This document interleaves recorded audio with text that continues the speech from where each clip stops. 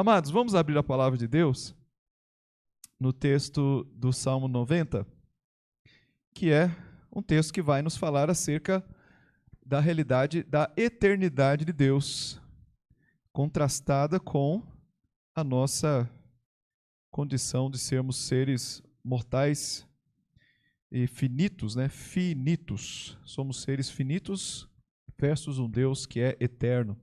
E, queridos, não é informação para encher a nossa cabeça, não é filosofia, não é uma teologia distante, mas a palavra de Deus, quando nos apresenta Deus, é porque Ele quer falar ao nosso coração.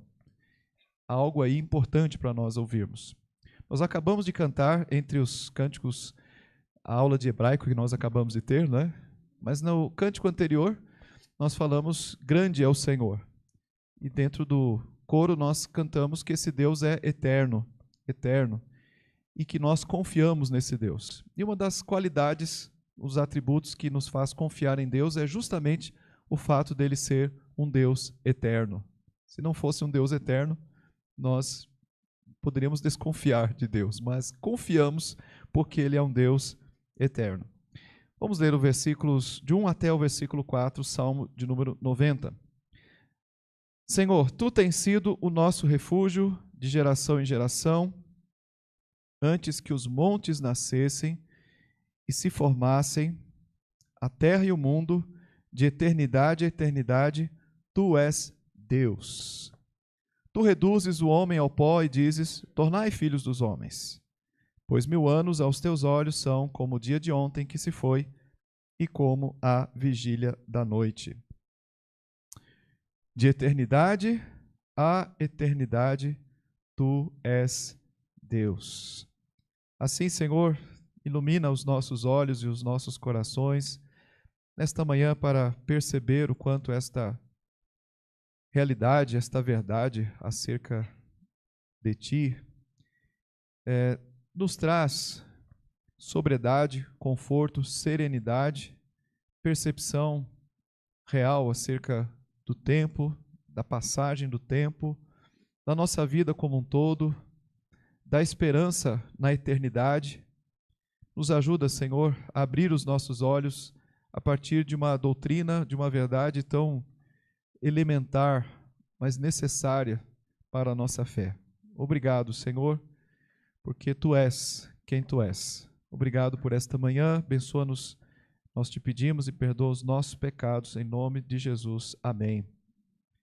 Queridos, nós temos estudado, domingo após domingo, acerca de Deus. Deus é a realidade última sobre todas as coisas. E a nossa visão sobre esta realidade fará com que todo o restante para nós tenha sentido. Tudo faz sentido a partir da nossa compreensão de Deus. Nós já estudamos acerca do Deus que é santo, Deus separado, o Deus que é totalmente outro e o Deus que é absolutamente puro em toda a sua realidade moral. Também estudamos acerca de um Deus que é autoexistente. Aprendemos o termo aceidade, termo teológico, mas que diz respeito a um Deus que não necessita de nada externo a Ele. Ele se basta. E porque Ele se basta, Ele se torna suficiente para todos nós. Também aprendemos acerca da espiritualidade de Deus. Deus é espírito. Ele não é feito de membros, de partes. Ele é um Deus que onde ele está totalmente ali. É um Deus cujos atributos dele são totais, absolutos e plenos no próprio Deus. Tudo isso vai nos servir para criarmos uma perspectiva real em relação a Deus. E será a base para toda a nossa fé. E hoje nós vamos falar acerca da eternidade de Deus, a eternidade de Deus. Queridos, todos nós temos uma percepção do tempo. E é interessante o quanto nós, seres humanos, temos esta visão, percepção do tempo bastante frágil, ou ela é mutável, né? Dependendo da situação, a sua percepção do tempo muda. Se você estiver numa sala de espera aguardando para ser atendido por um dentista com dor de dente, Então, aquele período vai parecer uma eternidade. Puxa vida, será que não vai me atender hoje? Mas se você for uma criança num parque de diversões, esperando, né, que esperou tantas semanas para chegar aquele dia em que você iria no parque de diversões, você não vai ver o dia passar. Quando chegar a hora de ir embora, você, mas já, não é possível, acabamos de chegar aqui, não é? Porque a percepção humana do tempo, ela é variável, ela depende das circunstâncias, depende da nossa percepção, né? Mas o tempo continuará sendo o tempo, né? O relógio vai continuar trabalhando da mesma forma, o amanhecer, o anoitecer, né? As estações todas estão ali acontecendo, mas nós mudamos, e de acordo com a nossa percepção do tempo. E nós vivemos debaixo do jugo do tempo. Para tudo que nós fazemos, está ali o tempo demandando de nós agilidade em certos momentos, ou em outros, parece que nos torturando, né? Parece que não passa aquele tempo, está nos torturando. Por quê? Porque estamos sujeitos à realidade do tempo. Queridos, diante de nós está um dos salmos mais queridos da palavra de Deus, que falam da realidade do tempo versus a eternidade do nosso Deus.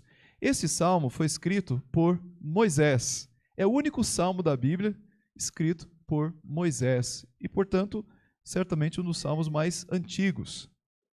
E Moisés, quando escreve esse salmo, ele escreve diante da realidade da morte.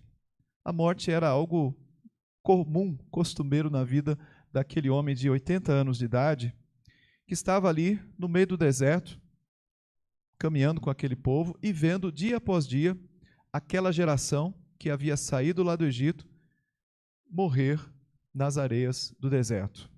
Pensa numa geração que havia sido condenada à morte por conta da própria falta de fé e confiança em Deus. Deus disse que eles não iriam entrar na nova terra e, portanto, toda aquela geração padeceria ao longo daqueles 40 anos. Então foram 40 anos de sepultamentos, 40 anos de choro, 40 anos em que Moisés viu aquela cena se repetir semana após semana. É interessante também lembrar que Moisés havia saído de uma cultura egípcia em que ele viu também que o ápice daquela cultura era a valorização daqueles antigos faraós, mas da morte desses faraós. Aquelas grandes pirâmides construídas ao longo de décadas e muito esforço e sacrifício humano, era simplesmente querendo dizer, olha, no momento que o faraó morrer, ele será colocado dentro daquelas pirâmides, onde ele terá a continuidade da sua realidade unida aos outros deuses e toda aquela mística egípcia. E estavam lá, então, aqueles monumentos que, na verdade, eram nada mais, nada menos do que grandes mausoléus daqueles reis, daqueles faraós egípcios. Então, Moisés, ele conviveu com esta realidade da morte. E nós, efetivamente, convivemos com esta realidade. Ouvia de uma irmã após a escola dominical, né, o quanto durante 2 semanas, né, a morte atingiu pessoas de famílias, de colegas de trabalho. O tempo todo ali parece que nos massacrando, né, dividindo pessoas, parece que incidindo sobre a nossa felicidade. Mas Moisés, então, ele vai aqui no texto poder fazer esta alusão, né, primeiramente, ao invés de ele focar os seus olhos na tragédia da morte, ele vai elevar os seus olhos ao Senhor. E aqui está a grande sabedoria que a gente vê lá no Salmo 121, né? Eleva os meus olhos para os montes. Nós elevamos os nossos olhos para Deus. E é a partir desta visão correta de Deus é que nós baixamos os olhos para enxergar a realidade, mas sobre o prisma, sobre a perspectiva verdadeira, sobre uma perspectiva sóbria, sobre uma perspectiva de Deus da realidade. Se nós baixarmos os nossos olhos antes de subirmos eles a Deus, o que restará para nós será o desespero. O homem sem Deus, ele é totalmente desesperado. Ele não tem aonde se agarrar, ele não tem onde buscar forças, ele não tem onde buscar esperança. Por isso, irmãos, o que nós fazemos aqui todos os domingos, o que você deve fazer todos os dias na sua casa é elevar os seus olhos ao Senhor. O que a Bíblia diz que devemos fazer em relação a Cristo, Hebreus, né? Ele diz que devemos olhar firmemente para o autor e consumador da nossa fé, que é o Senhor Jesus Cristo. Porque se não fizermos isto, nós também sucumbiremos. A nossa fé, ela é fraca por natureza. Nós somos fracos. E se não estivermos alimentando, olhando para o Senhor, então tendemos a cair, tendemos a nos prostrar diante da realidade do pecado, da morte e das suas consequências. Mas aqui então, queremos considerar esta eternidade do Senhor. E vemos aqui um dos pontos importantes da confissão de fé de Westminster, que é a nossa confissão que nós adotamos, e que fala acerca desse Deus como um Deus que é espírito, né? E um Deus que é eterno, um Deus que é imutável. Isso será para nós um grande consolo. A mensagem que eu quero deixar aqui para os irmãos nesta manhã, a frase que eu quero deixar no seu coração, é a seguinte: de geração em geração, Deus é a nossa morada. De geração em geração, o Deus eterno é a nossa morada. Guarde isto por enquanto, depois você vai entender com mais detalhes desta verdade.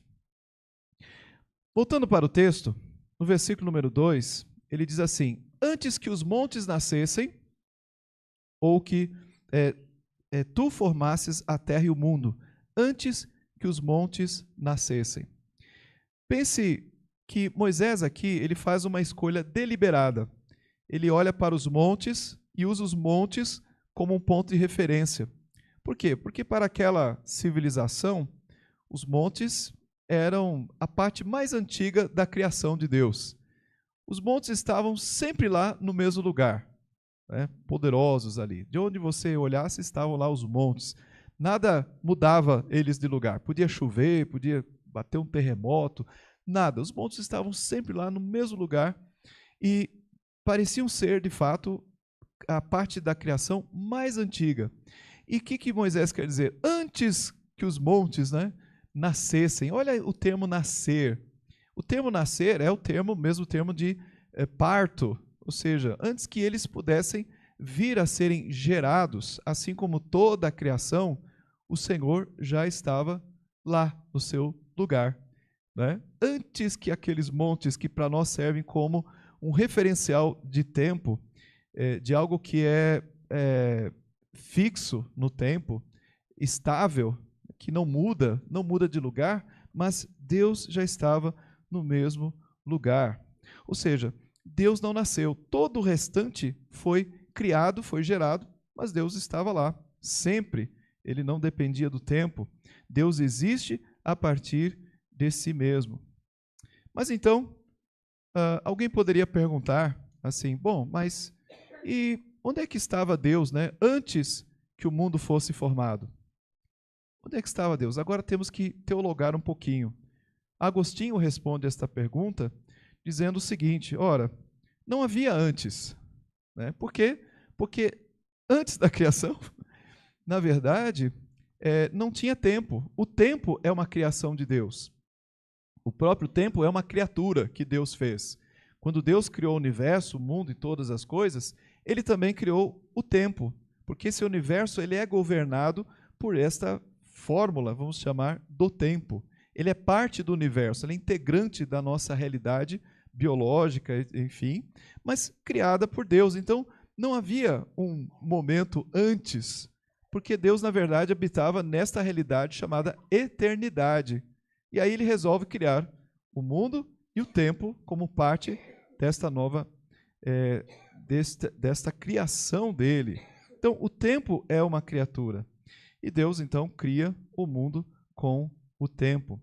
Não havia relógio funcionando enquanto Deus esperava criar, né? Ele habita, na verdade, acima do tempo, e o próprio tempo começa a existir quando o universo começa a existir. Então, as duas coisas começam a existir. Por isso que, para nós, queridos, é uma dificuldade entender a eternidade. É tão difícil quanto explicar para um peixe o que é fogo, porque é uma realidade completamente fora de nós. Nós entendemos a realidade que vemos a partir do tempo. Tudo para nós é comandado pelo relógio. Daqui a pouco vocês estão olhando para o relógio, para ver se o pastor vai demorar muito. Temos um dia cortado em 3 partes, né? Começo, manhã, tarde, noite. Temos a nossa vida, temos aniversários, comemoramos. Tudo para nós está dentro dessa realidade do tempo. Mas Deus está totalmente fora desta realidade. E de fora é que Ele cria a realidade do tempo. Então, note como Deus ele é totalmente outro. Né? Ele não enfrenta a realidade que nós enfrentamos dentro do tempo. Mas isto, quando é exposto pela palavra, de novo, não é apenas para que nós tenhamos uma visão de um Deus e, talvez a partir disto, um Deus tão transcendente que seja intocável, que o torne impassível, distante da nossa realidade, que isso sirva apenas para nós olharmos para Deus e dizermos, ó Deus. Na verdade, isso nos traz consolo ao nosso coração. Por quê? Porque a realidade é a seguinte, quando tudo dentro do tempo é instável, é passageiro, é mutável, existe um Deus que continua lá, sendo Deus eterno, estável, perfeito, pleno, que não precisa de absolutamente nada de dentro da realidade do tempo. Ele continua sendo Deus, como nós temos uma música que fala isso, né? Continua soberano, no seu trono reinando, porque ele não está sob o efeito do tempo. Isso faz com que Deus seja Deus e o restante não seja Deus. Tudo que está sujeito ao tempo não pode ser Deus. Deus está acima do tempo. Então, a eternidade de Deus, ela não é apresentada para satisfazer uma curiosidade em relação a Deus, mas justamente para sustentar a fé de um povo que morre. Nós morremos. E por isso que precisamos de saber e sustentar e reafirmar a realidade da eternidade de Deus. Diante da nossa morte, que é iminente, se existe uma certeza na nossa vida, é de que vamos morrer. Todos nós sabemos e podemos dizer uns para os outros, você vai morrer. Porque é uma verdade, você não estará mentindo.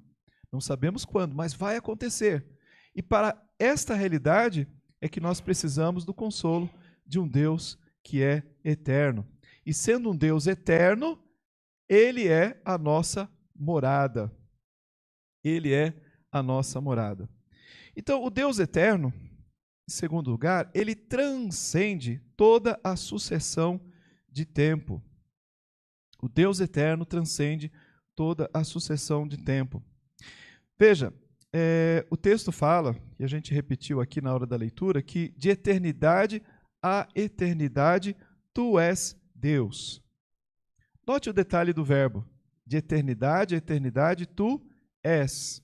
Não era e nem será. Ele é Deus. Está no presente. Tu és Deus. E aqui existe uma intencionalidade nesta expressão. Por quê? Porque o texto mostra que para Deus não existe propriamente um ontem e nem existe um amanhã futuro. Não existe uma realidade assim. Deus olha o tempo assim, um ontem, né, e aguarda o futuro. Deus simplesmente é, porque para Deus existe um presente. Um presente em que tudo, na verdade, é presente para Deus. Nós podemos ver Deus como aquela plenitude do ser, sem um antes e nem um depois. Enquanto para nós tudo depende do tempo, do que passou que não alteramos, do que virá que não temos certeza, vivemos apenas aquela ponta, aquela parte, né, tão fina do tempo do presente. Deus transcende esta realidade. Então, para Ele não existe esta limitação causada pelo tempo. Para a criatura, a existência ela é fatiada, né, em momentos sucessivos que escorrem pelos dedos. A gente vive um dia de cada vez e luta, às vezes, para fazer tanta coisa no mesmo dia, não consegue, o tempo vai embora. A gente gostaria de manter certas oportunidades com certas pessoas, mas as vemos sendo levadas pelo tempo, então nós não controlamos absolutamente nada. Mas Deus não. Deus é alguém que simplesmente está a parte do tempo. Então, ele não envelhece, Deus não cresce, Deus não diminui, Deus não aprende nada, Deus não adianta, Deus não atrasa. Essas realidades não existem para Deus. Ele está simplesmente acima do tempo. Então ele não cresce, não amadurece, Deus está lá, sempre da mesma forma. Deus nunca corre contra o relógio, né? Puxa, tem aí um timing, tem aí um... Não, por quê? Porque ele fez o relógio. Isso deveria servir, queridos, para nós como um consolo. Quando a gente usa aquela expressão que é no tempo de Deus. Essa é uma palavra que deveria servir para nós como um consolo e também como um exercício de confiança. Esperei pacientemente pelo Senhor e Ele me ouviu quando clamei por socorro. O esperar com paciência é um ato de fé e confiança em Deus. Por quê? Porque eu sei que Ele é o Senhor do tempo. Eu não consigo enxergar o que Deus enxerga. Por isso que a Bíblia diz que o justo viverá não pelo entendimento racional, racionalizante, né, matemático, mas simplesmente pela fé. A fé é a confiança de que o Pai sabe de todas as coisas. Ele conhece a nossa dimensão do tempo. Ele sabe porque certas demandas nossas, súplicas feitas a Ele, não serão atendidas na nossa vida. A gente fala assim, puxa Deus, vou morrer e não vou ver a promessa cumprida. Por quê? Mas talvez esta mesma promessa seja cumprida daqui a 2, 3 gerações. Mas o que é isso diante de Deus? Não é nada. Para nós talvez seja, né, desafiador, mas para Deus isto não é absolutamente nada. Então esse Deus se mostra assim como Deus que é o eu sou, né? Ele se coloca diante de nós como Deus que transcende o tempo. E é esta mesma expressão que o Senhor Jesus usou no Novo Testamento, se apresentando exatamente da mesma forma. O eu sou, aquele que transcende o tempo. Queridos, então de geração em geração, o Deus eterno é a nossa morada. Vai entendendo a importância dessa expressão? Porque você vai retirando de toda a dependência temporal, espacial e de você mesmo, né, toda a sua confiança e colocando ela num Deus que é eterno e transcende o tempo e as gerações.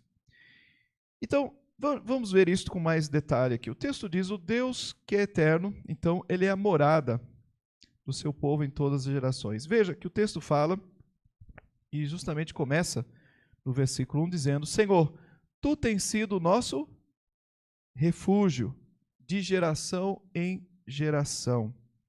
Entenda que a palavra refúgio aqui no texto, ela tem o sentido mais profundo de morada, habitação. E aí você, puxa, isso começa a fazer sentido. Porque Deus não é apenas um lugar para onde você corre quando está tudo caindo, né, aos pedaços aí, o céu está caindo sobre a sua cabeça e você vai correr para Deus assim, Deus é o meu refúgio. Não. Deus é mais do que um refúgio de emergência. Deus é a nossa morada.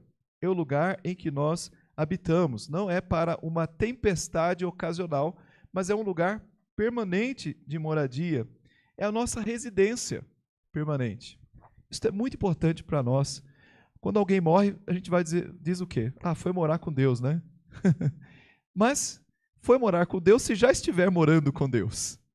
Não é uma realidade apenas para quem passou desta para melhor. Se você não estiver já nesta na melhor, você não passará para melhor. Será pior. Por quê? Porque Deus ele já é a nossa morada hoje.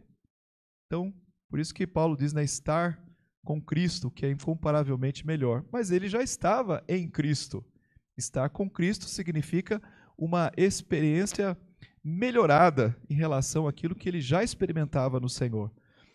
Hoje, escatologicamente, nós já experimentamos o que chamamos de já, mas existe um ainda não. Então, o crente ele experimenta o já daquilo que Deus já lhe concedeu. Já temos muitas muitos benefícios na nossa vida. Da graça dele, o poder dele, o Espírito Santo agindo no nosso coração, a palavra que faz sentido, que aquece o nosso coração no dia a dia, a confiança, a bênção. Vemos isso na família, vemos na igreja, tudo isso nos enche de alegria, mas calma, isso é só um pedacinho, né? Isso é quase uma amostra grátis diante do que virá, né? Daquilo que Deus tem preparado para aqueles que o amam e que nós, então, esperamos. Temos a esperança pela fé. Mas tudo isso faz parte dessa nossa moradia no Senhor. Você já mora no Senhor? Pensa no povo lá do Antigo Testamento. Deuteronômio 33, Moisés se dirige ao povo da seguinte forma, dizendo assim: o Deus eterno é a tua habitação, e por baixo de ti estendidos estão os braços eternos. Então, isso porque Deus é eterno, então nós podemos esperar nele uma moradia eterna. O fato de Deus ser sem fim, tudo nele também não tem fim. Então, isso nos dá uma estabilidade. Por quê? Porque as misericórdias do Senhor, elas não terminam, porque o amor de Deus não acaba, o poder dele e tudo o que há nele simplesmente não tem fim. Eu posso residir em Deus com toda a tranquilidade no meu coração, sabendo que Deus continuará sendo o Deus eterno. Isso transcende todas as gerações, queridos. Significa que o mesmo Deus que estava lá com Davi, cuidando dele, é o mesmo Deus que vai cuidar de você. Exatamente o mesmo Deus, todinho para você. Você já entendeu que Deus, quando está com você, Ele está todinho com você. É como se você tivesse um Deus só para você. O mesmo Deus de Davi, o mesmo Deus de Adão, o mesmo Deus de Abraão, Ele está com você. Olha que privilégio, gente. Pensa na dimensão disto. E o Deus que transcende o tempo. O Deus eterno, finalmente, faz o que destrói toda a nossa filosofia humana e capacidade de fantasia nos melhores filmes que a gente poderia assistir de qualquer um dos grandes diretores de cinema. O fato é que o Deus eterno, ele entrou no tempo em Cristo Jesus. O Deus eterno, ele entrou no tempo em Cristo Jesus para nos dar a vida eterna. Olha só, Deus nos amou e nos amou de tal forma que mesmo tendo nos criado dentro do tempo, Ele tinha um plano que transcende o próprio tempo. Porque nós não seremos vencidos pela morte, que é a marca mais cruel do tempo. A morte chegará.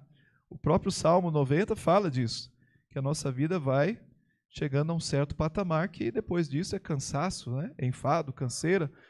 E depois disso vem a morte. Eclesiastes também, né? Salomão fala desta realidade, né? Porque virão dias em que nós não teremos mais prazer e depois disso a morte. Isso tudo poderia ser para nós o fim. Poderia ser para nós a perda de toda a alegria em relação à vida. Mas Deus entrou no tempo para nos resgatar do nosso pecado e nos levar à condição de podermos ter a vida eterna. Então, isso vai ser a coisa mais extraordinária. O Deus que não teve começo, ele teve um nascimento. Veja, essa conta ela nunca fechará na nossa mente. Não adianta você querer tentar, né, torná-la matematicamente possível, porque ela é impossível. Como um Deus eterno pode simplesmente vir a nascer, ter o seu primeiro dia, no sentido humano, na sua carne? Como um Deus, criador dos céus e da terra, pode ter dependido dos braços de uma mãe para cuidar dele, aprender a falar, aprender a se relacionar com as pessoas, a ter uma profissão, né? Como isso é possível? Olhamos para Cristo com este olhar surpreso, mas o fato é que a eternidade ela entrou no tempo, mostrando que aquele que habita a eternidade, ele se fez carne e habitou entre nós. A gente percebe nisso o quanto a dimensão de Deus, que é inacessível a nós, no sentido da compreensão, ela passou a ser algo finito, de perceptível, de carne, né, que você podia olhar com seus olhos, podia ouvi-lo, podia tocá-lo, percebê-lo. O Emmanuel, Deus conosco. Isso é muito grande, gente. Isso é uma coisa que nunca a gente vai passar a eternidade olhando para o Senhor e tentando entender a grandiosidade que Deus é para nós. E Ele faz isso, então, para nos resgatar e nos dar a eternidade. O texto da palavra diz que a vida eterna é esta, que te conheçam a ti, o único Deus verdadeiro, e a Jesus Cristo, a quem enviaste. Queridos, a eternidade não será apenas uma questão de uma quantidade infinita de anos, mas a comunhão com o Deus eterno. Comunhão com o Deus eterno. Pense na eternidade como a oportunidade que teremos de viver diante de Deus, de uma forma perfeita, sem as amarras do pecado, sem a dificuldade que o pecado nos traz para nos relacionarmos com o nosso Deus. Entenda que a realidade da eternidade de Deus será sempre exclusiva dele. Nós não seremos Deus. Por quê? Porque, de novo, Deus não teve começo. Nós tivemos um princípio e continuaremos dependendo de Deus completamente para a nossa sobrevivência, enquanto Deus continuará sendo Deus. Mas Ele fará com que nós desfrutemos dessa realidade da eternidade, aquela condição de quem jamais deixará de cessar, de existir. Para nós, isso será uma grande alegria. Mas pense nessa condição para os que estiverem no inferno, porque para eles também haverá eternidade. Pense que o sofrimento deles não vai terminar. Enquanto houver a realidade do céu, da convivência perfeita com Deus, haverá também uma realidade paralela, uma realidade do inferno, daqueles que estarão sofrendo eternamente as consequências do seu próprio pecado. Então, Moisés ali, a olhar para aquela realidade da morte, enterrava ali uma geração após a outra, porque o pecado trouxe a morte. Mas o autor de Hebreus diz assim: Jesus Cristo é o mesmo ontem, hoje e eternamente. Aquela mesma geração dependia de Cristo.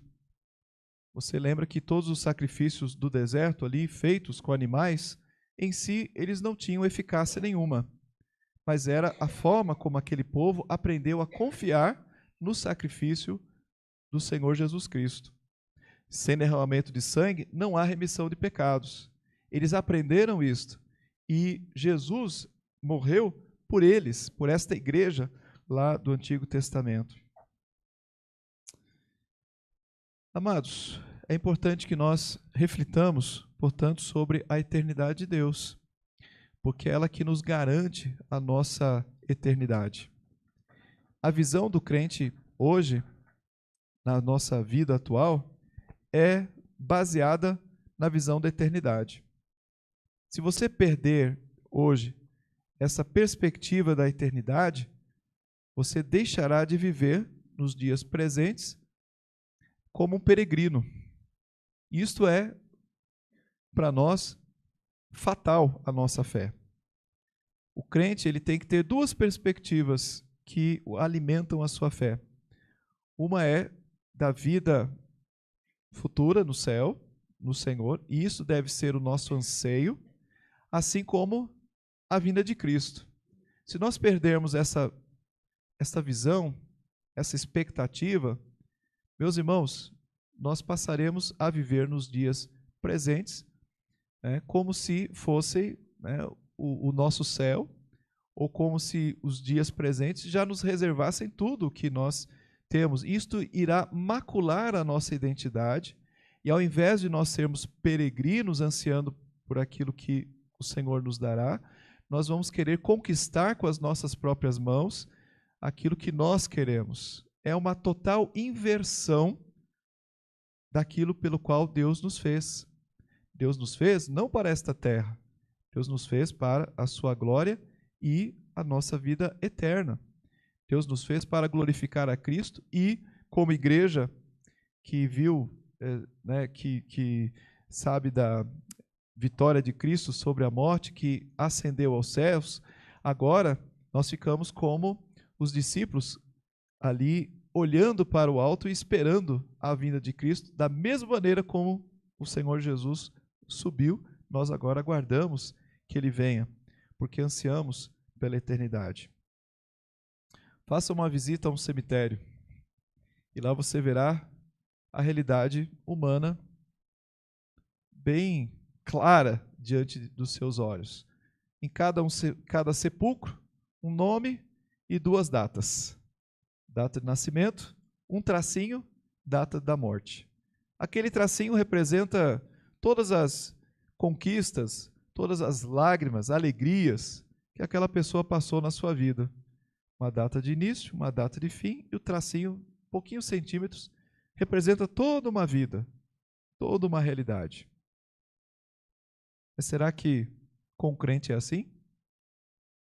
Conosco, ao vermos aquele tracinho que pode representar o nosso tempo, né, de vida, se estivermos no Senhor, aquele traço foi apenas uma pequena amostra da realidade de uma experiência de convívio com Deus que iniciou-se nesta terra e que terá toda a sua realização, completude na eternidade.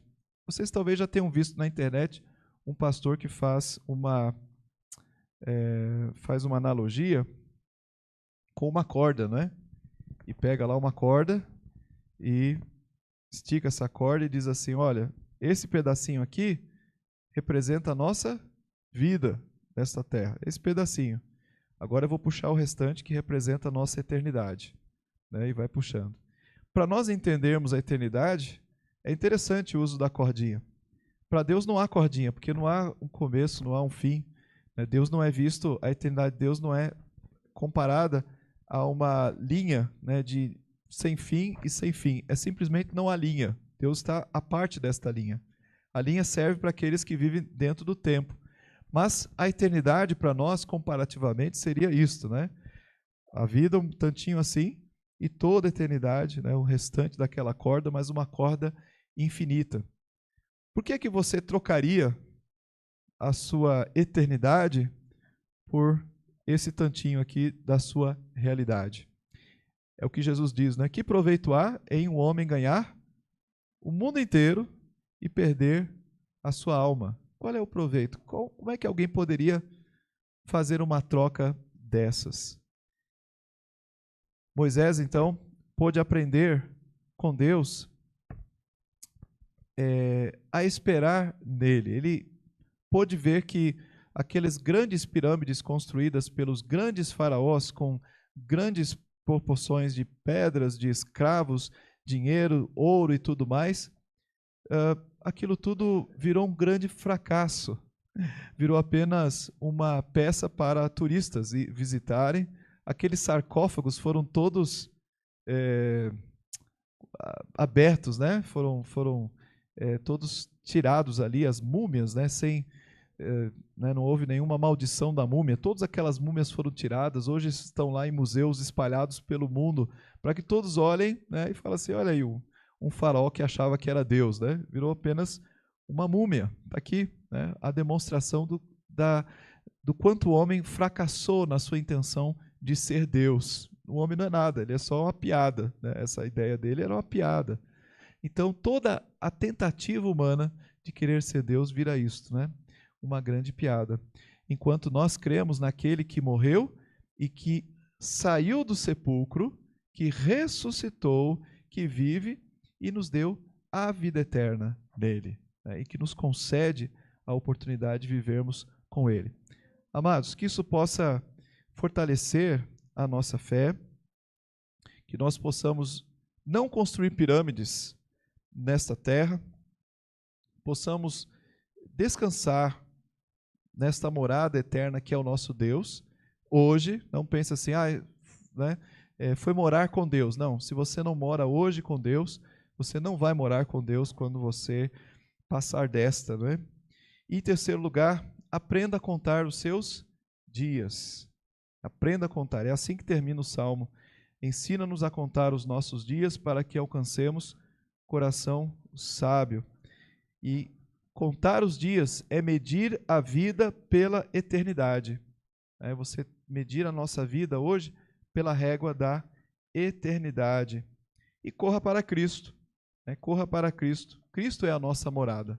É Ele que nos convida a morar nele para que encontremos a justiça do Senhor. Que Deus nos abençoe. Amém.